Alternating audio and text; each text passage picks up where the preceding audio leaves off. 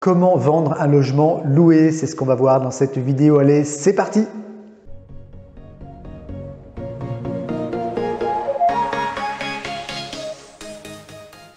Est-ce qu'il est possible de vendre un logement loué? La réponse est oui, bien sûr. On est dans le cadre d'un logement qui est loué en location nue, c'est-à-dire qu'on est sur un bail de 3 ans et on se trouve en cours de bail. Alors, un propriétaire peut décider de vendre son logement loué pour différentes raisons. Peut-être, je ne sais pas moi, pour récupérer un capital ou s'il a d'autres projets d'investissement par la suite.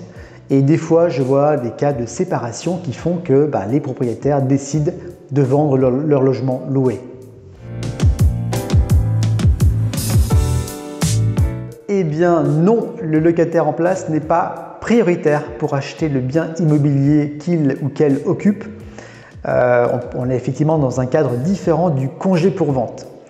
En revanche, quand vous êtes propriétaire d'un bien qui est loué, si vous souhaitez le vendre, eh bien, il est quand même assez judicieux d'en parler à son locataire et de lui dire « Voilà, j'ai l'intention de vendre le bien immobilier que vous louez. Est-ce que vous êtes intéressé pour le racheter potentiellement ?» Et s'il est intéressé, de lui faire une proposition d'achat.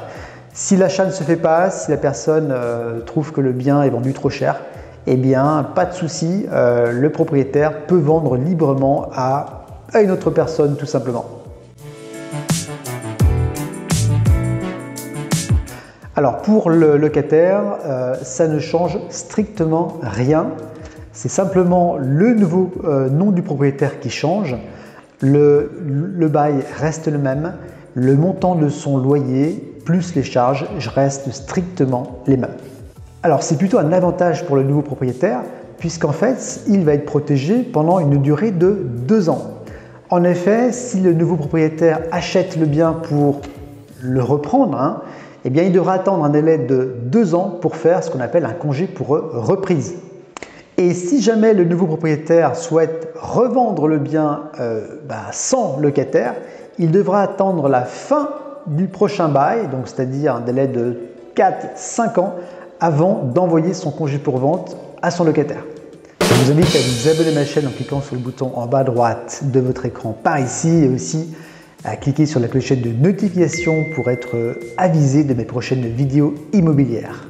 Un petit pouce bleu, ça fait toujours plaisir et ça va aider au référencement de cette vidéo. Alors, pour le nouveau propriétaire, évidemment, tous les risques sont pour lui. Il devra s'assurer d'un certain nombre de paramètres avant de se positionner sur le bien. Il devra regarder notamment quel est le type de bail. Est-ce que c'est par exemple un bail classique ou est-ce que c'est un bail dont les loyers sont limités, plafonnés? Je pense à un bail acheté avec une loi Cellier ou une loi Pinel par exemple. Donc le type de bail, le montant du loyer, évidemment. Il devra regarder si le locataire est un bon payeur. Est-ce qu'il y a eu des problèmes de paiement au cours des mois qui précèdent l'achat du bien?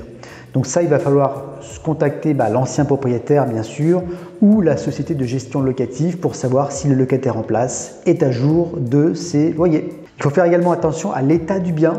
Puisqu'on achète un bien qui est loué, peut-être qu'on n'a pas la possibilité de voir en détail quel est l'état du bien.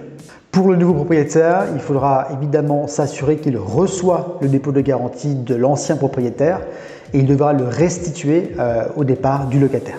Attention, la garantie loyer impayé s'achève avec l'achat du bien par le nouveau propriétaire.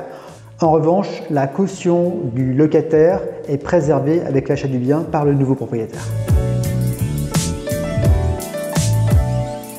Le prix est évidemment capital. Alors, on convient généralement qu'un bien qui est loué se vendra moins cher.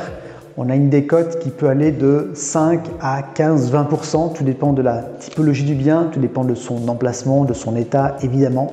Ce qui va conditionner généralement le prix du bien, c'est un calcul de rentabilité. Donc je ne vais pas rentrer dans le détail de cette vidéo, je vous mets un lien ici là-haut où vous allez voir une vidéo qui vous ramène sur comment calculer une rentabilité brute ou nette dans le cadre d'un investissement locatif. Alors il y a différentes raisons qui peuvent pousser un propriétaire à acheter un bien loué. Ça peut être une vision patrimoniale, de se dire que voilà, je vais garder le bien pendant très longtemps, pendant ma retraite, comme ça j'aurai des revenus complémentaires. Ça peut être par exemple pour changer le type de bail, une fois que le locataire sera parti, voilà, je vais peut-être passer le bail de nu en meublé pour générer davantage de revenus.